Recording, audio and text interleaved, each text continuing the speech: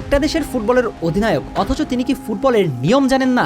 যদি জেনে থাকেন তাহলে জামাল ভুঁইয়া সুইস ফুটবলার এমবোলোর রেড কার্ড নিয়ে কিভাবে প্রশ্ন তুলছেন? এটা তো একেবারে ফুটবলের বেসিক রুলস। কারণ আইএফএবির 12 নম্বর রুলসে স্পষ্ট আছে, মাঠে যদি কোনো ফুটবলার অভিনয় করে রেফারির সঙ্গে প্রতারণা করেন এবং ওই ফুটবলার এর আগেও যদি একটা হলুদ কার্ড পেয়ে থাকে, তাহলে তাকে রেফারি রেড কার্ড দেখাতে পারবেন। সুইস ফরওয়ার্ড এমবোলোর ক্ষেত্রেও ঠিক সেটাই হয়েছে।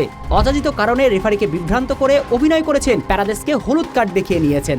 ঠিক তখনই ভিআরে দেখা যায় প্যারাদেস তাকে কোনো ফাউলই করেনি। মূলত সুইজারল্যান্ড ফুটবলার অভিনয় করে রেফারিকে বিভ্রান্ত করেছেন।